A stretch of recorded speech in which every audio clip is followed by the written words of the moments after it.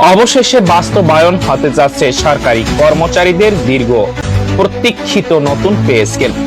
আর এই দায়িত্ব পড়েছে 10 সদস্যর একটি শক্তিশালী কমিটির উপর, যার নেতৃত্বে রয়েছেন মন্ত্রিপরিষদ সচিব, সম্প্রতি জাতীয় বেতন commission, judicial service pay commission এবং সশস্ত্র বাহিনী বেতন কমিটি সংক্রান্ত সুপারিশ প্রণয়ন কমিটি পুনর্গঠন করেছে সরকার।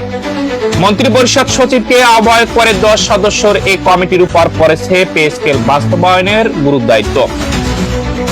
বিশ্বস্ত একটি সূত্র বলছে, দেশের প্রায় 24 লাখ সরকারি কর্মকর্তা কর্মচারীর বেতন ভাতা ও অন্যান্য সুযোগ সুবিধা নির্ধারণে এই কমিটি নির্ধারকদের ভূমিকা পালন করবে।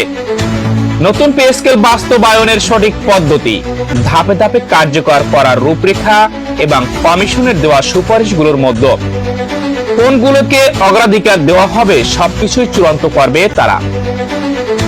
বিশ্লেষকরা বলছেন, 3টি পৃথক কমিশনের সুপারিশ একত্রে পর্যালোচনা করা একটি ইতিবাচক ও সমন্বিত উদ্যোগ। তবে কমিটির সামনে এখন প্রধান চ্যালেঞ্জ হলো জীবনযাত্রার ক্রমবর্ধমান ব্যয়ের সাথে সামঞ্জস্য রেখে কর্মচারীদের প্রত্যাশা পূরণ এবং রাষ্ট্রের আর্থিক সক্ষমতার মধ্যে একটি ভারসাম্য তৈরি করা।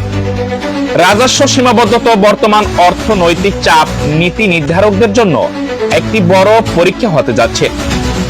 অর্থনীতিবিদদের মতে, নতুন বেতন কাঠামো কেবল আর্থিক সুবিধা নয়, বরং এটি সরকারি প্রশাসনের দক্ষতা ও কর্ম পরিবেশের উপর গভীর প্রভাব ফেলে। তাই এই সিদ্ধান্ত গ্রহণের স্বচ্ছতা এবং একটি টেকসই বাস্তবসম্মত পরিকল্পনা থাকা অত্যন্ত জরুরি।